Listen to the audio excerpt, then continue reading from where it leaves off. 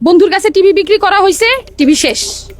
মানিজ্যত আছে এখানে, চিটারি ব্যবসারী ব্যবসা করি নাকি আমরা।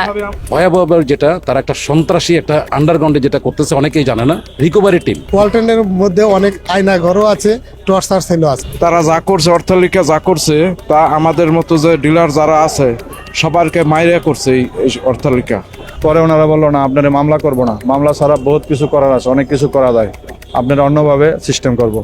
আমি সরকার আমলে তারা আমাদেরকে হুমকি দামকি দিয়েছে, জোর করে আমাদেরকে ব্ল্যাঙ্ক চেক নিচ্ছে। একসাথে থাকতে পারি জেলখানায়, এই দুযুগের থেকে জেলখানা অনেক ভালো। আমি একটা ডিলার, আমাকে আপনি চালানে 18% দিচ্ছেন, তাহলে আমি লাভটা করবো কি? আপনি তো ডিক্লারেশন দিয়ে দিলেন ছাড়ার জন্য। ওয়ালটন আমাদের পণ্য। আমাদের পণ্য সেজে আমাদের জন্যই অদ্ভুত অভিনব এক প্রতারণার ফাঁদ তৈরি করেছে আমাদের ওয়ালটন।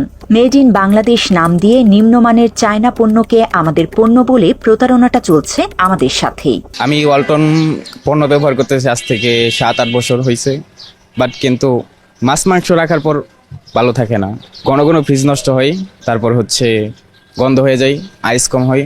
ফ্রিজের দিক দিয়ে আমাদের কোম্পানিরও একটা ফ্রিজ আছে, একটু সমস্যা আছে, ফ্রিজের দিক দিয়ে একটু সমস্যা। কথায় আছে সস্তার 3 অবস্থা, কিন্তু ওয়ালটনের মানহীন পণ্যই বিক্রি হচ্ছে অনেক দাম দিয়ে। 890 টাকা, এটা পাইছিল 49,890 টাকা, এটা পাইছিল 49,890 টাকা, 220 টাকা, 70,000 টাকা। ওয়ালটনের কম দামি পণ্য দাম দিয়ে কিনে শুধু যে ভোক্তারাই প্রতারিত হয়েছে তা নয়, ওয়ালটনের প্রতারণার ফাঁদে সর্বস্ব হারিয়ে নিঃস্ব হয়েছে খোদ ওয়ালটনের বিক্রয় প্রতিনিধিরা। মাত্র 30% টাকায় জমির মালিক হয়ে নতুন বাংলাদেশের গড়ে তোলার স্বপ্ন দেখা বাংলা বসতি। এরা সবাই ওয়ালটনের বিক্রয় প্রতিনিধি। এরাই মূলত সারা দেশে ওয়ালটনের পণ্য ভোক্তাদের হাতে তুলে দেয়, অথচ তারাই আজ ওয়ালটনের বিরুদ্ধে ভয়ঙ্কর সব অভিযোগ নিয়ে হাজির হয়েছে বাংলা এডিশনের কাছে।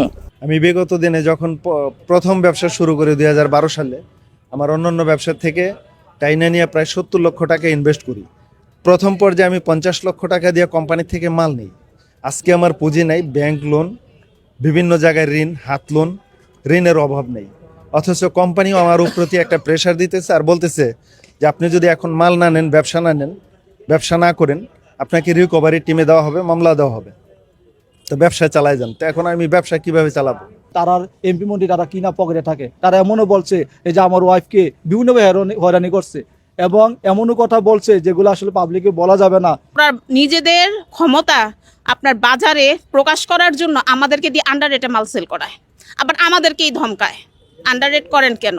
আবার আপনার এমদাদ স্যার মুখ দিয়ে যা আসে তাই বলছে। ওনার কাছে গেছিলাম, ওনার মুখ দিয়ে অনবরত মানে কি যে বলছে। স্বরাষ্ট্রমন্ত্রী আসাদুজ্জামান, স্বরাষ্ট্রমন্ত্রীর ফোন দিয়ে আমার ধরে নিয়ে আসে, আমার পরিবার সহ, আমার ছোট বাচ্চা আছে, যে বাচ্চাকে নিয়ে আসি, আমার ছোট বাচ্চা যখন নিয়ে আসার পরে আমার ধরে নিয়ে এসে বসে থাকা মামলা দিয়ে আমাদের জেলে পাঠায়। আমরা 3 মাস জেল খেটছি ভাই, আমরা কি বলবো, আমরা কান্নায়, আমরা গোটা পরিবার, আমার মা, আমার বোন, আমার সবাই কান্নার আজানি, সবাই মনে অশান্তি ভোগ করছে। 3টা মাস আমার শোরুম বন্ধ, আমার ব্যবসা বাণিজ্য বন্ধ, সব কিছু বন্ধ ভাই। ও একটা কিস্তিতে টাকা তুলতে গেছে, সেখানে কিস্তির টাকা নিয়ে ঝামেলা হয়েছে, ওকে ইট মেরে ওর মাথা ফেটে ফেলছে। সেটার থেকে ওরা একজনও কেউ খোঁজ নিতে আসেনি যে চোখটা যদি নষ্ট হয়ে যেত আমার হাজবেন্ডের, বা একটা বড় কোনো সিরিয়াস ক্ষতি হতো, আমি তখন ওকে কোথায় পাইতাম? সবার মাথার উপর ছাদ আছে, আমার মাথার উপর কেউ নাই। আমরা দুজনের, আমার শাশুড়ি আর আমার ছোট মেয়ে আছে। ওয়ালটনের ব্যবসায়িক ফাঁদে পড়ে সব হারিয়ে নিঃস্ব এসব মানুষের চোখের পানি তাদের অসহায়ত্বকেই প্রকাশ করছে।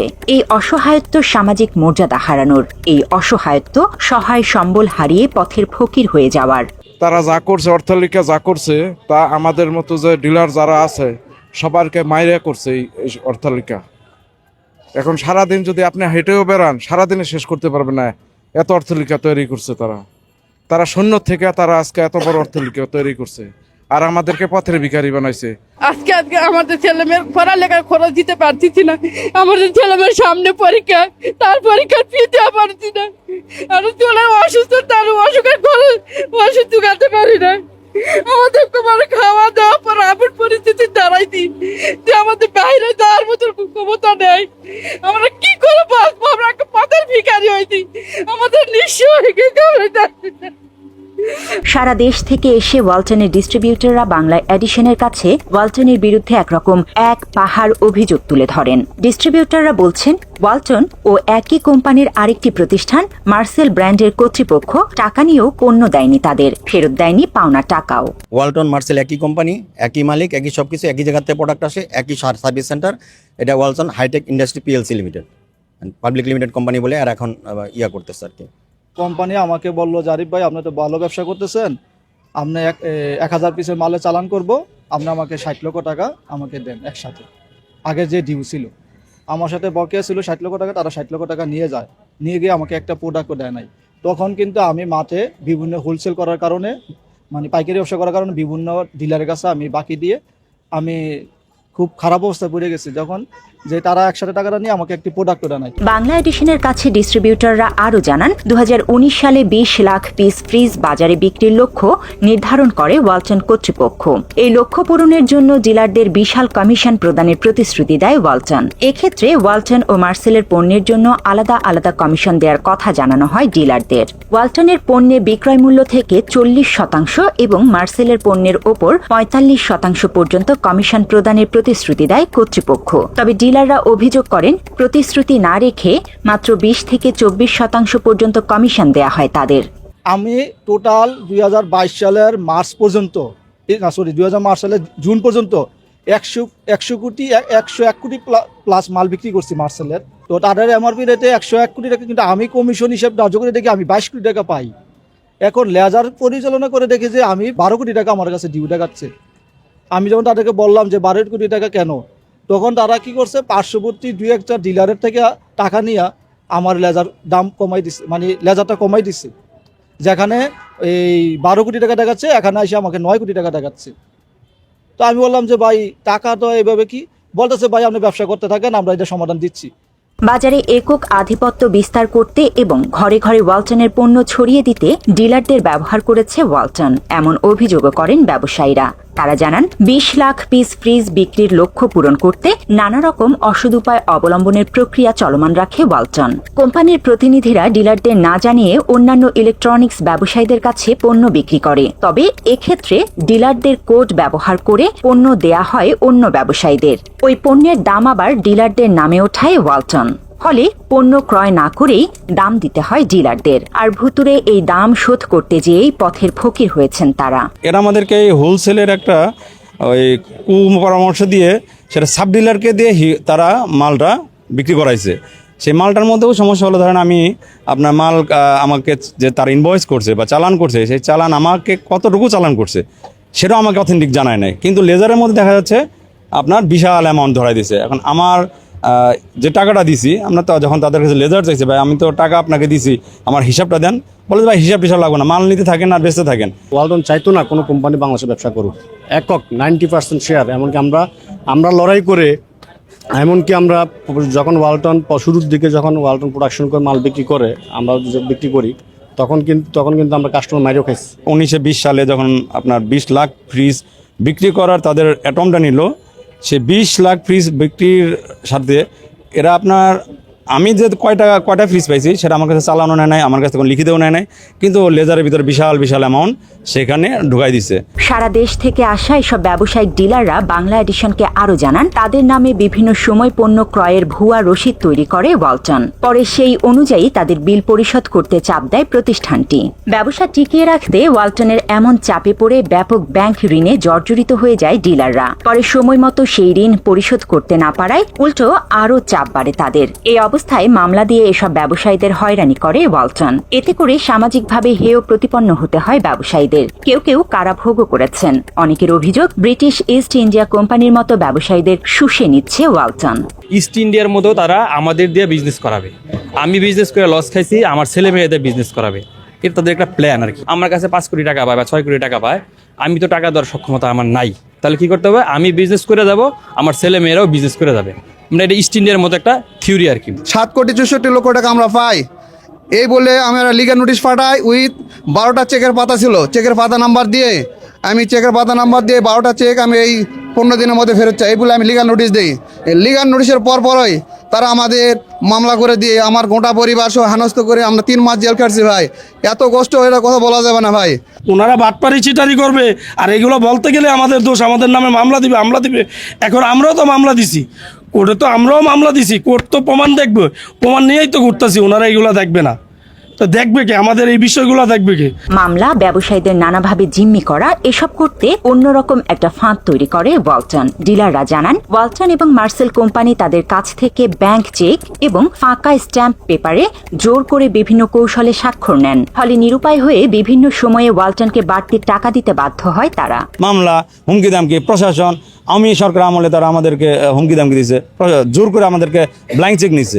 ব্ল্যাঙ্ক স্টাম্প নিত, লিখিত স্টাম্প নিতে হবে, তখন আমরা দিতে বাধ্য হইতাম, তখন আমরা বাধ্য হইতাম। এবং পেট আমাদের যে দোকানে পেট আছে, ব্ল্যাঙ্ক পেটের মধ্যে আমাদের সিগনেচার নিয়ে রাখছে। ওয়ালটনের এসব অসঙ্গতি তুলে ধরার পাশাপাশি ব্যবসায়ীরা বাংলা এডিশনকে বলেন, বাংলাদেশি পণ্য বলে প্রচার করলেও ওয়ালটনের বেশিরভাগ যন্ত্রাংশ নিয়ে আসা হয় চীন থেকে। তারা বলে যে আমরা তৈরি করতেছি, কিন্তু আসলে এর ভিতরের খবরটা আমরা হয়তো বলতে পারবো না।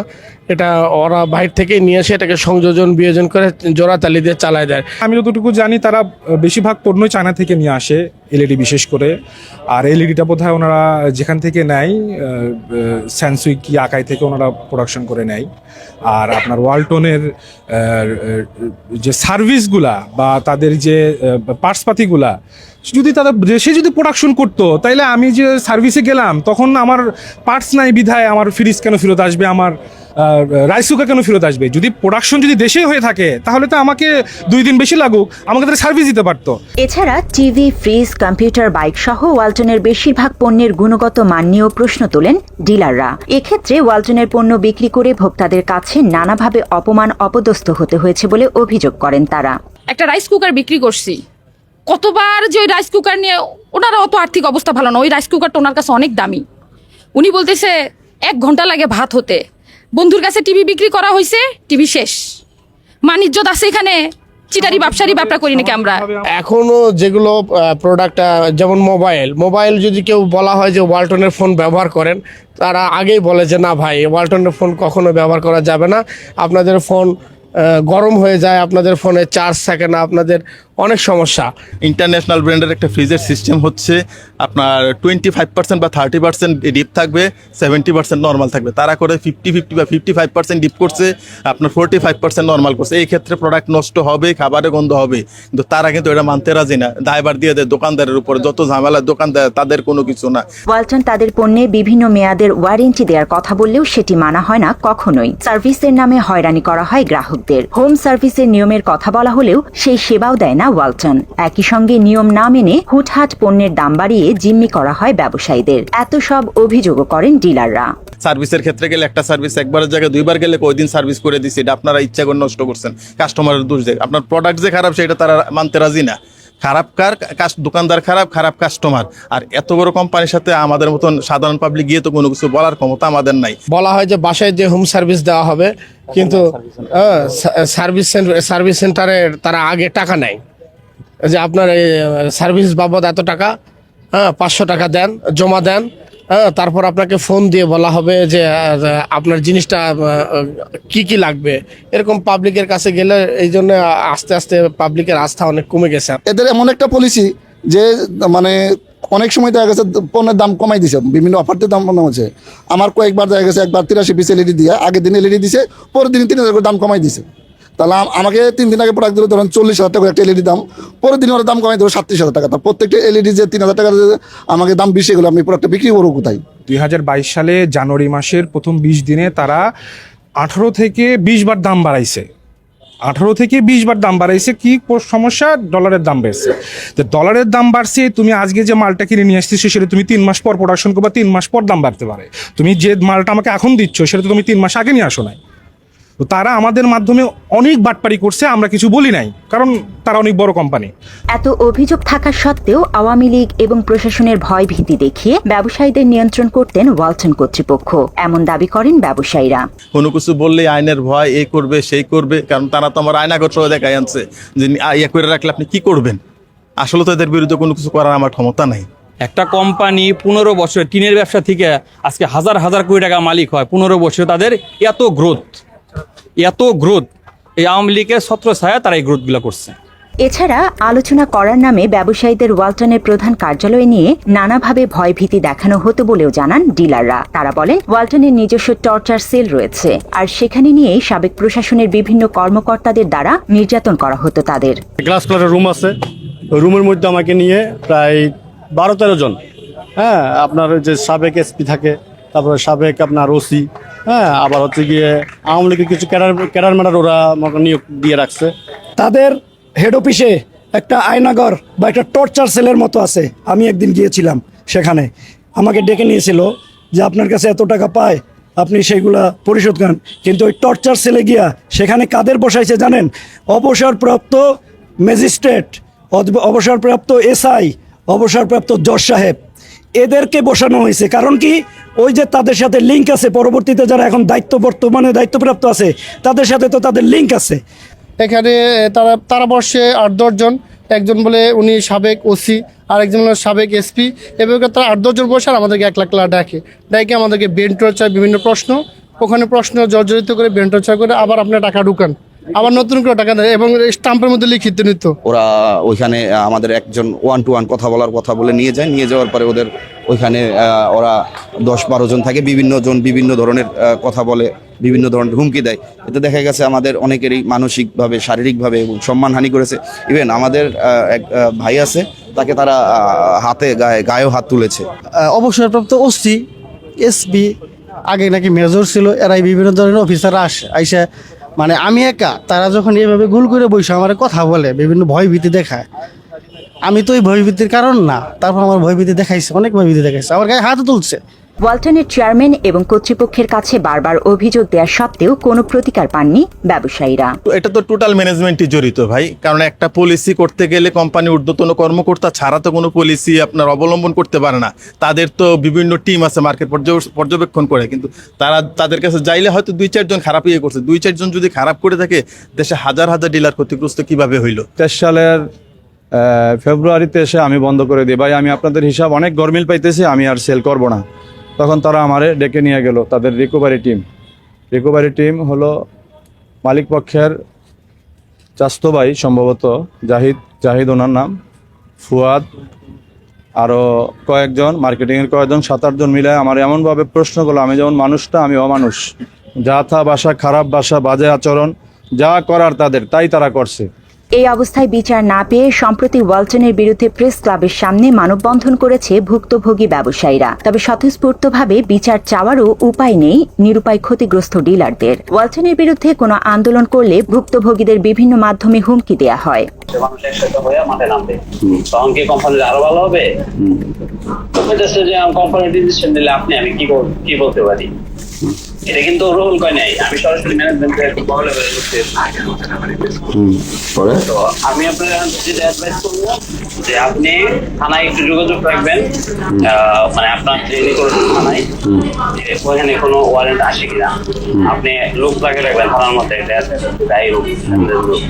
2008 সালে বাণিজ্যিক কার্যক্রম শুরু হবার পর থেকে গেল 15 বছর ধরে ব্যবসার নামে চলছে ওয়ালটনের এই মহা প্রতারণা। তারপরেও তাদেরকে কিছুই বলা যায়নি, কারণ আওয়ামী লীগের রাজনৈতিক ক্ষমতা কাজে লাগিয়ে ডিলারদের উপর চালিয়েছে স্টিম রোলার। গণমাধ্যমের সামনেও নিজেদের করুণ গল্প শোনানো যায়নি, তাদের মুখ বিজ্ঞাপনের টাকায় বন্ধ ছিল। আজকে আমরা যারা পথে বসেছি বা নিঃস্ব হয়েছি, তার মূল কারণ আওয়ামী লীগ সরকারের মাধ্যমেই করেছে। আমরা যদি কখনো কোনো অভিযোগ করতাম, তখন তারা আওয়ামী লীগের ভয় দেখাতো বা বিভিন্ন রকমের হুমকি দিত। কোথাও কোনো বিচার না পেয়ে অন্তর্বর্তী সরকারের প্রতি ঘটনার সুষ্ঠু তদন্তের অনুরোধ জানিয়েছেন ওয়ালটনের ডিলাররা। একই সঙ্গে প্রকৃত অপরাধীদের খুঁজে বের করে আইনের আওতায় নিয়ে আসার দাবি তাদের। এছাড়া ওয়ালটনের থেকে পাওনা টাকা ফেরতের ব্যবস্থা না হলে আত্মহত্যা ছাড়া উপায় নেই বলেও আর্তনাদ করেন ব্যবসায়ীরা। আমি এক সুষ্ঠু বিচার চাই। আমি যদি এই সুষ্ঠু বিচার না পাই, আমার আত্মহত্যা করতে পারতাম। আমি ফ্যাক্টরির সামনে আত্মহত্যা করবো, আমি সোজা হিসাব ভাই বলে দিলাম। অনুরোধ করে বলবো মাননীয় সরকারকে অন্তত আমাদের ন্যায্য দাবি চাই, অন্য কিছু আমরা চাই না। আমাদের সুব্যবস্থা করে দেয় আমাদের মাননীয় সরকার। আমাদের পাওনাটা বুঝাই দিলে হইব। আমগো হ্যাগো কাছে কোনো পাওনা নাই গা, কিন্তু আমরা যা পামো আমগো ডকুমেন্ট অনুযায়ী প্রমাণ অনুযায়ী আমগোটা আমার বুঝাই দিলে হইব। এটা একটা বিচারের আওতায় নিয়ে আসা এবং আমাদের যারা ডিস্ট্রিবিউটর আছি, যারা ডিলাররা আছি, তাদের একটা দাবি যে আমাদেরকে অবশ্যই ওয়ালটনের পুনর্বাসন করা এবং আমাদের ক্ষতিপূরণ করে দিয়ে দেন। আমরা ন্যায্য অধিকার আমাদের চাই, আমরা আমাদের সম্মানটুকু আমরা ফিরে চাই। আমরা যেন আমাদের সন্তানদেরকে নিয়ে যেন দুইটা খায়ে যেন আমরা বাঁচতে পারি, আমাদের সেই সুযোগটা করে দিতে হবে। যে পার্সেন্টেজ তারা দেওয়ার কথা ছিল ওগুলো অ্যাডজাস্ট করে দিলে কোম্পানি থেকে প্রত্যেকটা ডিলারই কোনো না কোনো অ্যামাউন্টের টাকা পাবেই। আমি এটা সুষ্ঠু তদন্ত চাই। বাংলাদেশের জনগণের কাছে, সবার কাছে, বাংলাদেশ সরকারের কাছে আমি সুষ্ঠু বিচার চাই। আমলিগের দোষর হিসাবে তারা ক্ষমতার দাপট দেখিয়ে আমাদের পর যে পরিমাণ হয়রানি করেছে, এই মিথ্যা মামলা থেকে মুক্তি চাই এবং আমাদের সঠিক হিসাব নিষ্পত্তি করে দিয়ে আমাদের যে আগের ন্যায় ফেরত প্রেরণের জন্য আমি আবদার করি। আমাদের সুষ্ঠুভাবে আমাদের বিচার পাওনা, আমাদের সবকিছু বুঝাই দেখ। আমি বাংলাদেশের সবার কাছে আবেদন জানাচ্ছি, আমরা আর এভাবে ঘুরতে পারতেছি না। এই সরকারের কাছে, বিশেষ করে এই সরকারে আমার এলাকার একজন উপদেষ্টা আছেন, যুব ও ক্রীড়া মন্ত্রণালয়ের উপদেষ্টা জনাব আফসিদ মাহমুদ ভুইয়া সাহেব, ওনার মাধ্যমে ওনার দৃষ্টি আকর্ষণ করছি। ভাই সাহেব, আমি আপনার একজন এলাকার হিসাবে আপনি আমাদের এই বিষয়টাকে নজরে আনবেন, আমি সে প্রত্যাশা করছি আপনার কাছে। এ ব্যাপারে ওয়ালটন কর্তৃপক্ষের সঙ্গে যোগাযোগ করা হলেও কোনো তথ্য পাওয়া যায়নি।